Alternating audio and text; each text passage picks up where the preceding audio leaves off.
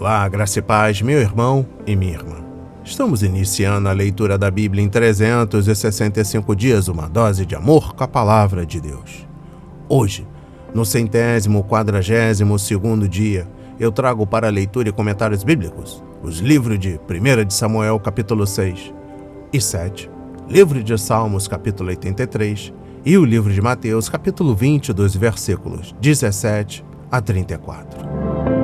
A minha recomendação é que todos tenham em mãos bloco de anotação, caneta ou lápis. A Bíblia, tão importante quanto a sua leitura diariamente, nos traz refrigério para a alma, sabedoria, sobretudo nos aproxima de Deus, fortalecendo assim a nossa fé e a esperança. Meu irmão e minha irmã, todos nós temos a necessidade de estarmos em comunhão com Deus diariamente. Comunhão esta através da leitura da Bíblia, ouvir os nossos devocionais, orar junto conosco. Estamos vivendo dias em que cada um tem a sua verdade, ainda que nem saiba que está vivendo uma mentira. Cada um quer viver a sua verdade, melhor vender a sua verdade. A Bíblia está cheia de promessa, mas ela será concretizada se você acreditar na palavra de Deus. Precisamos acreditar na palavra do Senhor? É muito fácil crer quando as coisas estão cooperando, quando as promessas estão vindo. Alimente a sua fé quando tudo estiver contra. A sua palavra tem muito mais força do que as coisas contrárias que estão vindo contra você. Estamos vivendo um tempo em que devemos abrir os olhos. Satanás não está aqui para roubar o seu carro, a sua casa, seu apartamento, celular, roupa, relógio. Ele veio para roubar a semente, essa que está sendo semeada agora para a sua vida, a sua fé e os propósitos que Deus tem para você. Precisamos usar todos os recursos que Deus tem nos dado, incentivar a leitura da Bíblia, estudar. A Bíblia Sagrada nos faz gerar a fé, nos faz ter o alimento, a cura, a restauração. A compreensão da palavra vem através da revelação do Espírito Santo. Senhor, revele a compreensão de sua palavra. Senhor, me dê a compreensão da sua palavra. Em nome de Jesus, amém e graças a Deus. Se desconecte de tudo e permita que a palavra do Senhor adentre em vossos corações. Vamos para a leitura no livro 1 de Samuel, capítulos 6 e 7. Os filisteus enviam a arca para fora da sua terra. A arca do Senhor esteve 7 meses na terra dos filisteus. Estes chamaram os sacerdotes e os adivinhos e perguntaram: que faremos com a arca do Senhor? Digam-nos como a devolveremos para o seu lugar. Eles responderam: se devolverem a arca do Deus de Israel, não a mandem vazia, mas enviem também a ele uma oferta pela culpa. Então vocês serão curados e saberão por que a mão dele continua pesando sobre vocês. Então os filisteus perguntaram: que oferta pela culpa devemos mandar? Os sacerdotes e adivinhos responderam: mandem 5 tumores de ouro e 5 ratos de ouro, segundo o número dos governantes dos filisteus, porque a praga é uma e a mesma sobre todos vocês e sobre todos os seus governantes. Façam imitações dos tumores e dos ratos que andam destruindo a terra e deem glória ao Deus de Israel. Assim, ele talvez alivie a sua mão de cima de vocês e do Deus e da terra de vocês. Por que vocês endureceriam o coração como os egípcios e Faraó fizeram? Não é verdade que depois que Deus os maltratou, eles deixaram os israelitas sair e eles foram embora? Agora, pois, façam um carro novo, arranjem 2 vacas com crias sobre as quais nunca foi colocado jugo e amarrem as 2 ao carro. Quanto aos bezerros, levem-nos para casa. Então peguem a arca do Senhor e a ponham sobre o carro. E num cofre ao lado dele ponham as figuras de ouro que vocês vão lhe enviar como oferta pela culpa. Depois deixem o carro ir. Fiquem observando. Se ele subir pelo caminho de Bet-Semes, que leva a seu território, então foi o Deus de Israel que nos fez este grande mal. Mas, se não, saberemos que não foi a sua mão que nos atingiu e que isso nos aconteceu por acaso. A arca chega a Bet-Semes. Os homens fizeram isso. Pegaram 2 vacas com crias e as amarraram ao carro e encerraram os seus bezerros em casa. Puseram a arca do Senhor sobre o carro, junto com o cofre que continha os ratos de ouro e as imitações dos tumores. As vacas se encaminharam diretamente para Bet-Semes e, andando e berrando, seguiam sempre por esse mesmo caminho, sem se desviarem nem para a direita nem para a esquerda. Os governantes dos filisteus foram atrás delas até a fronteira com Bet-Semes. O povo de Bet-Semes andava fazendo a colheita do trigo no vale. Quando levantaram os olhos, viram a arca e ficaram muito contentes. O carro veio até o campo de Josué, o Bet-Semita, e parou ali, onde havia uma grande pedra. Eles cortaram a madeira do carro em pedaços e ofereceram as vacas ao Senhor em holocausto. Os levitas desceram a arca do Senhor e também o cofre que estava junto a ela, em que estavam os objetos de ouro, e os puseram sobre a grande pedra. No mesmo dia, os homens de Bet-Semes ofereceram holocaustos e sacrifícios ao Senhor. Os 5 governantes dos filisteus viram aquilo e voltaram para Ecrom no mesmo dia. Estes são os tumores de ouro que os filisteus enviaram ao Senhor como oferta pela culpa. Um por Asdod, outro por Gaza, outro por Asquelon, outro por Gate e outro por Ecrom. Enviaram também os ratos de ouro, segundo o número de todas as cidades dos filisteus, pertencentes aos 5 governantes, desde as cidades fortificadas até as aldeias campestres. A grande pedra sobre a qual puseram a arca do Senhor está até o dia de hoje no campo de Josué, o Bet-Semita. A arca chega a Quiriate-Jearim. O Senhor feriu os homens de Bet-Semes porque olharam para dentro da arca do Senhor, matando 70 deles. Então o povo chorou, porque o Senhor tinha feito tão grande matança entre eles. Os homens de Bet-Semes disseram: quem poderia estar diante do Senhor, este Deus santo? E para onde subirá para que fique longe de nós? Então enviaram mensageiros aos moradores de Quiriate-Jearim, dizendo: os filisteus devolveram a arca do Senhor. Venham até aqui e levem a arca com vocês. Então os homens de Quiriate-Jearim vieram e levaram a arca do Senhor à casa de Abinadab, que ficava na colina, e consagraram Eleazar, filho de Abinadab, para que guardasse a arca do Senhor. Samuel exorta ao arrependimento.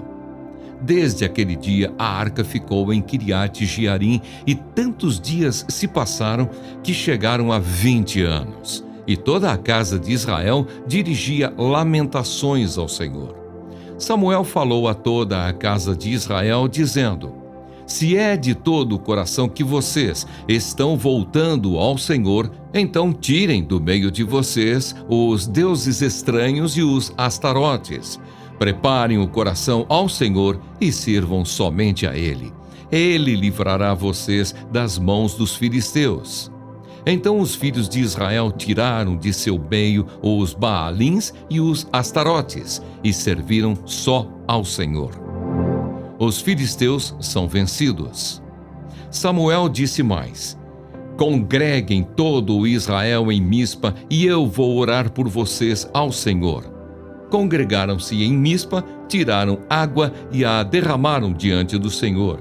Jejuaram aquele dia e ali disseram: pecamos contra o Senhor. E Samuel julgou os filhos de Israel em Mispa. Quando os filisteus ouviram que os filhos de Israel estavam congregados em Mispa, os governantes dos filisteus saíram para atacá-los. Quando os filhos de Israel ouviram isso, tiveram medo dos filisteus. Então os filhos de Israel disseram a Samuel: não cesse de clamar ao Senhor nosso Deus por nós, para que Ele nos livre das mãos dos filisteus. Então Samuel pegou um cordeiro que ainda mamava e o sacrificou em holocausto ao Senhor. Samuel clamou ao Senhor por Israel e o Senhor lhe respondeu. Enquanto Samuel oferecia o holocausto, os filisteus chegaram para lutar contra Israel. Mas naquele dia o Senhor trovejou com grande estrondo sobre os filisteus. Eles entraram em pânico e foram derrotados pelos filhos de Israel. Os homens de Israel saíram de Mispa, perseguiram os filisteus e os derrotaram até abaixo de Bet-car. Então Samuel pegou uma pedra e a pôs entre Mispa e Sem, e lhe deu o nome de Ebenezer, dizendo: Até aqui nos ajudou o Senhor. Assim os filisteus foram abatidos e nunca mais vieram ao território de Israel, porque a mão do Senhor esteve contra eles todos os dias de Samuel. As cidades que os filisteus haviam tomado de Israel foram devolvidas, desde Ecrom até Gate, e até os territórios ao redor delas, Israel tirou das mãos dos filisteus, e houve paz entre Israel e os amorreus. E Samuel julgou Israel durante todos os dias de sua vida. De ano em ano fazia uma volta, passando por Betel, Gilgal e Mispa, e julgava Israel em todos esses lugares. Porém voltava a Ramá, porque a sua casa estava ali, onde julgava Israel e onde edificou um altar ao Senhor. Amém. Compreendendo o livro 1 de Samuel, capítulo 6, exposição bíblica dos versículos 1 a 18. As experiências descritas em 1 de Samuel, capítulo 5, versículos 1 a 12, ocorreram durante um período de 7 meses, ao fim do qual os 5 governantes decidiram que era hora de se livrar da arca. Eles não admitiriam isso, mas o Senhor se defendeu diante dos filisteus e humilhou o falso deus deles. Ainda evitando a humilhação, os governantes procuraram alguma maneira de enviar a arca de volta a Israel sem envolver as próprias mãos ou gente de seu povo. Exposição bíblica dos versículos 1 a 9. Os sábios filisteus sugeriram um esquema que provaria mais uma vez o Deus de Israel. Se o Senhor, representado pela arca, fosse de fato Deus vivo e verdadeiro, que ele a conduzisse de volta ao seu devido lugar. Era um plano que eximiria os governantes da responsabilidade da culpa. Compreendendo o versículo 15, Deus está à procura de um coração quebrantado e contrito, não de uma obediência servil à letra da lei, conforme Salmos 51, versículos 15 e 17. Compreendendo o versículo 16, as forças filisteias estavam se aproximando e os homens israelitas não tinham coragem de seguir para o lugar onde Deus havia conduzido as vacas e as carroças. A sensação de segurança é uma consequência consistente quando buscamos e conhecemos a presença do Senhor. Compreendendo o versículo 19, os sacerdotes levitas não fizeram um bom trabalho e o que deveria ter sido motivo de grande celebração virou tragédia por causa da insensatez humana. Por fim, seria dado à arca um lugar de descanso seguro até que o rei Davi, já como rei, a levasse para um lugar especialmente preparado em Jerusalém, conforme 2 de Samuel, capítulo 6, versículos 12 e 13. Os homens de Bet-Semes deveriam ter coberto a arca, porque ela não poderia ser vista por nenhuma pessoa, com exceção do sumo sacerdote. O erro custou caro. Curiosas, algumas pessoas da localidade olharam para a arca e foram mortas. Seus filisteus pagãos foram julgados pelo modo como tratar a arca. Muito mais culpados foram aqueles judeus que não apenas conheciam a lei, como também estavam vivendo em uma cidade levítica. Compreendendo o versículo 20, embora não viva em nossos templos ou em qualquer um de seus móveis, conforme Atos 7, versículos 48 e 50, devemos mostrar respeito por tudo que é consagrado para a glória de Deus. O evento impressionante descrito aqui, sem dúvida, nos adverte contra a curiosidade religiosa e a falta de reverência pelo Senhor. E eu encerro a compreensão do livro 1 de Samuel, capítulo 6. E aproveitando, iniciando a compreensão do livro 1 de Samuel, capítulo 7, trago a exposição bíblica do capítulo 6, versículo 21 e capítulo 7, versículo 1. O Senhor poderia ter se retirado do meio de seu povo, mas, em vez disso, ele benignamente permitiu que a arca fosse levada para Kiriat Jearim, a cerca de 15 quilômetros de distância, onde permaneceu na casa de Abinadad. Os homens da cidade consagraram o filho de Abinadad, Eleazar, para guardar o objeto sagrado. A Arca da Aliança representava a presença de Deus em Israel e a lei do Senhor sobre o seu povo. O Senhor tinha todo o direito de abandonar seu povo pecaminoso, mas Deus, em sua bondade, permaneceu com Israel, mas não no tabernáculo especial que ele havia ordenado que o povo construísse. Compreendendo o capítulo 3, a idolatria foi o pecado consistente de Israel. A família de Jacó carregou falsos deuses consigo. Gênesis 35, versículo 2.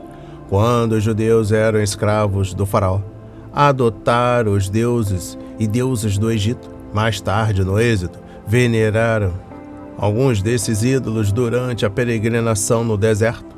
Atos 7, versículos 42 a 43. Moisés ordenou a Israel que destruísse todas as evidências da religião cananeia, mas o povo, no final, voltou para a idolatria e adorou os deuses do inimigo derrotado.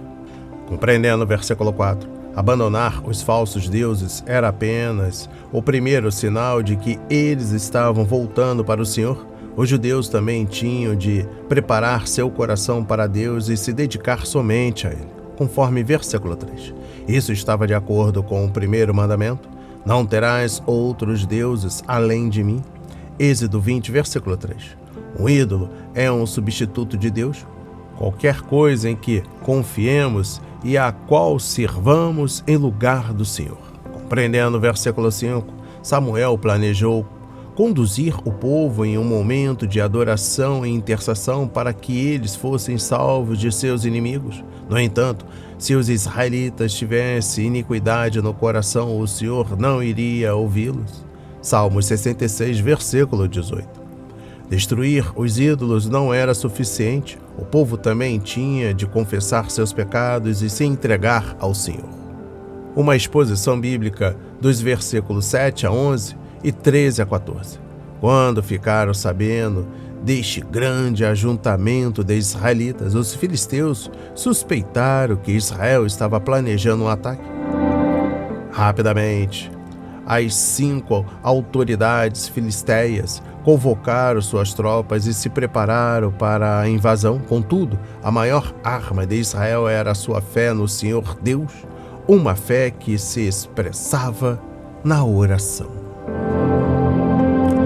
Compreendendo o versículo 12, Ebenezer significa pedra de ajuda, porque o monumento era um lembrete para os judeus de que Deus os havia ajudado até aquele momento e continuaria a ajudá-los se eles confiassem nele e guardassem sua aliança. Juntas, as palavras hebraicas Ebenezer, Yahweh, Yerra, conforme Gênesis 22, versículos 8 e também 13 a 14. Usadas aqui significam o seguinte: até aqui o Senhor nos ajudou e Ele cuidará disso de agora em diante. Que incentivo para a nossa fé! E eu encerro a compreensão do livro 1 de Samuel, capítulo 7, com a exposição bíblica dos versículos 15 a 17. Este encontro em Mispá provavelmente marcou o início do ministério público de Samuel perante todo Israel. Por isso, daquele momento em diante, Ele era o centro da unidade política da nação e a sua autoridade espiritual. E Israel sabia que Samuel era o líder designado por Deus. Conforme capítulo 3, versículos 20 e capítulo 4, versículo 1. Vamos para a leitura no livro de Salmos, capítulo 83. Julgamento de Deus contra as nações inimigas. Cântico, Salmo de Asaf. Ó Deus, não te cales. Não te emudeças nem fiques inativo, ó Deus. Os teus inimigos se alvoroçam e os que te odeiam levantam a cabeça. Tramam astutamente contra o teu povo e conspiram contra os teus protegidos. Eles dizem: venham, vamos riscá-los da lista dos povos, e que ninguém mais se lembre do nome de Israel. Pois tramam de comum acordo e firmam aliança contra ti.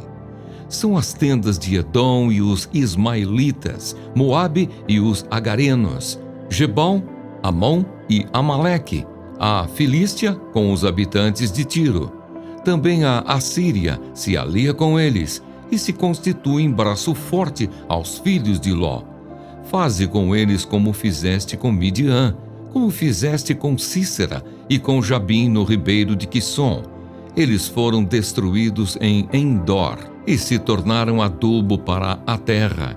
Sejam os seus nobres como Oreb e como Zeeb, e os seus príncipes como Zeba e como Salmuna, que disseram: vamos nos apoderar das habitações de Deus. Deus meu, faze-os como folhas impelidas por um redemoinho, como a palha que o vento leva, como o fogo devora um bosque e as chamas incendeiam os montes, assim persegue-os com a tua tempestade e amedronta-os com o teu vendaval. Cobre o rosto deles de vergonha, para que busquem o teu nome, Senhor. Sejam envergonhados e confundidos para sempre, que pereçam em completa desgraça. Então reconhecerão que só tu, cujo nome é Senhor, és o Altíssimo sobre toda a terra. Amém. Compreendendo o livro de Salmos, capítulo 83, exposição bíblica dos versículos 1 a 8. Asaf estava preocupado porque o Senhor não havia dito nada por meio de seus profetas e nem feito coisa alguma por meio de suas obras providenciais para impedir o avanço da grande aliança. Literalmente, ele orou: que não haja descanso para ti. Conforme capítulo 28, versículos 1 a 2, capítulo 35, versículos 21 a 22. Estes eram os inimigos do Senhor, atacando o povo de Deus e ameaçando os seus protegidos, conforme capítulo 27, versículo 5 e capítulo 31, versículo 21. Então, era hora de Deus prestar atenção e agir.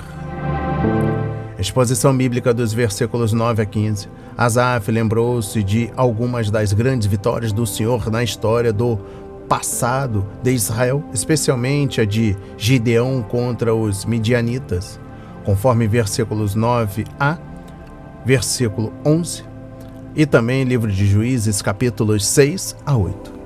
E o triunfo de Débora e Baraque contra Cícera e Jabim, conforme Salmos 83, versículo 9b, versículo 10, Juízes 4 a 5.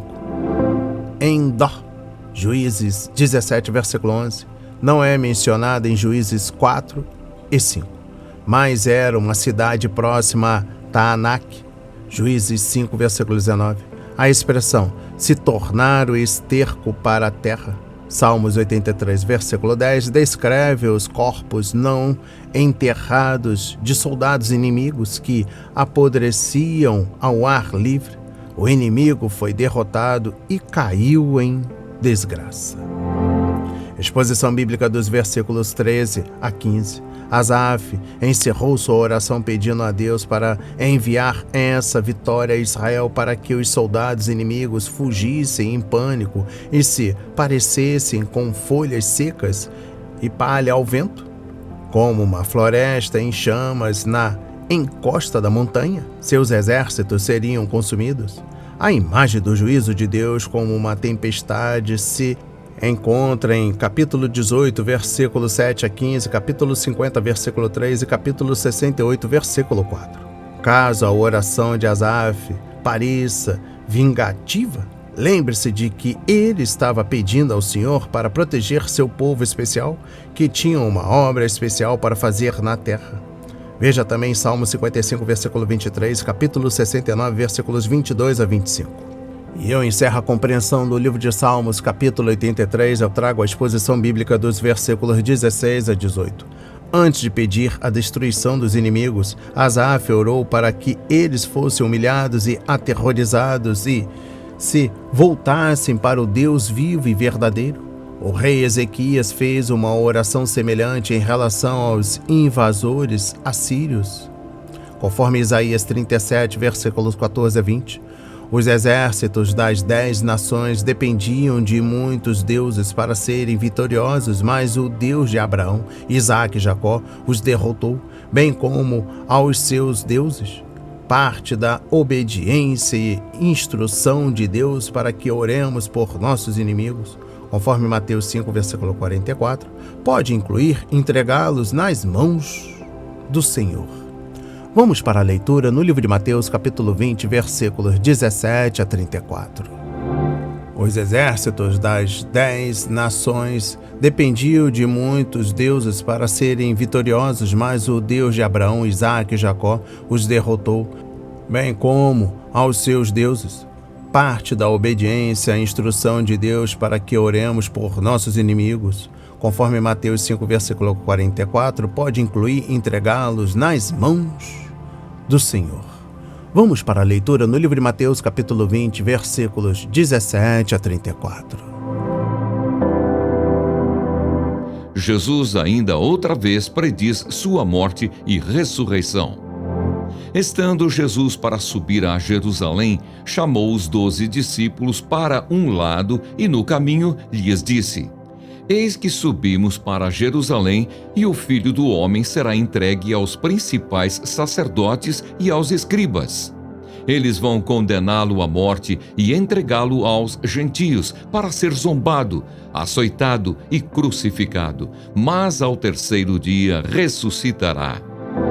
O pedido da mãe de Tiago e João. Então se aproximou de Jesus a mulher de Zebedeu com seus filhos e, adorando-o, pediu-lhe um favor. Jesus lhe perguntou: O que você quer?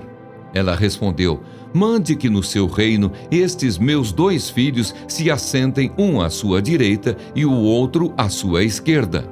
Mas Jesus disse: Vocês não sabem o que estão pedindo. Será que podem beber o cálice que eu estou para beber? Eles responderam: Podemos. Então Jesus lhes disse: Vocês beberão o meu cálice. Quanto a sentar à minha direita e à minha esquerda, não me compete concedê-lo, pois é para aqueles a quem está preparado por meu Pai. Quando os outros 10 discípulos ouviram isso, ficaram indignados com os 2 irmãos. Então Jesus, chamando-os para junto de si, disse: Vocês sabem que os governadores dos povos os dominam e que os maiorais exercem autoridade sobre eles. Mas entre vocês não será assim. Pelo contrário, quem quiser tornar-se grande entre vocês, que se coloque a serviço dos outros. E quem quiser ser o primeiro entre vocês, que seja servo de vocês. Tal como o Filho do Homem, que não veio para ser servido, mas para servir e dar a sua vida em resgate por muitos. A cura de 2 cegos de Jericó. Saindo eles de Jericó, uma grande multidão seguia Jesus. E eis que 2 cegos, sentados à beira do caminho, tendo ouvido que Jesus passava, começaram a gritar: Senhor, filho de Davi, tenha compaixão de nós. Mas a multidão os repreendia para que se calassem. Eles, porém, gritavam cada vez mais: Senhor, filho de Davi, tenha compaixão de nós. Jesus parou, chamou-os e perguntou: O que vocês querem que eu lhes faça? Eles responderam: Senhor, que se abram os nossos olhos. profundamente compadecido, Jesus tocou nos olhos deles e imediatamente recuperaram a vista e o seguiram. Amém. Compreendendo o livro de Mateus, capítulo 20, versículos 17 a 34. Pela terceira vez, Jesus anunciou sua prisão, crucificação e ressurreição, conforme capítulo 16, versículo 21, capítulo 17, versículos 22 a 23. Nos avisos anteriores, ele não havia especificado como iria morrer, mas aqui, claramente Cristo mencionou a cruz. Ele também descreveu claramente sua ressurreição, mas a mensagem não penetrou o coração dos discípulos. Exposição bíblica dos versículos 20 a 21. Em contraste com este anúncio de sofrimento e morte, temos o pedido dos irmãos Tiago e João e da mãe deles. Jesus falou sobre uma cruz, mas eles estavam interessados em uma coroa. Eles queriam assentos reservados em tronos especiais. Fica a impressão de que a mãe daqueles dois discípulos é que estava interessada em promover seus filhos, por isso estimulou-os a fazer aquele pedido. Exposição bíblica dos versículos 25 a 26. O pedido foi motivado pelo orgulho. Satanás buscou um trono, Isaías 14, versículos 12 a 15, e foi expulso. O diabo também ofereceu um trono a Jesus, mas o Filho de Deus recusou a oferta. Mateus 4, versículos 8 a 11.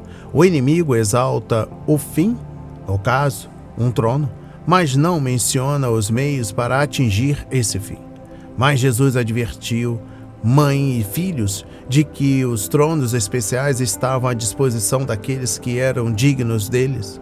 O reino de Deus não tem atalhos. Exposição bíblica dos versículos 26 a 27. Jesus enfatizou o fato de ser um servo. A palavra aqui significa um escravo, e o vocábulo diácono, em português, vem dela. Na época do Novo Testamento, nem todo servo era um escravo, mas todo escravo necessariamente era um servo. Infelizmente, na igreja hoje temos muitas celebridades, mas pouquíssimos servos. Há muita gente que deseja exercer poder, conforme versículo 25, mas poucos estão dispostos a pegar a toalha e a bacia e lavar os pés dos outros.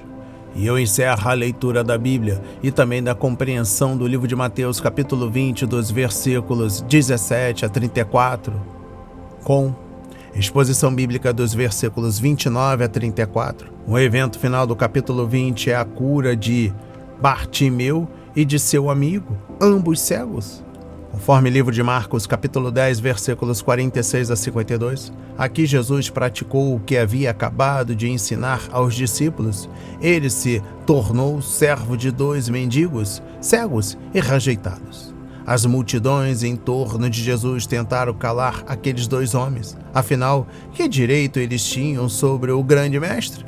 Mas Jesus teve compaixão deles e os curou. Sim, Cristo foi servo até de mendigos. As palavras de hoje foram semeadas para as nossas vidas, para a honra e a glória do Senhor. Receba este alimento diário, não hesite, compartilhe. Deus está interessado na minha e na sua dor.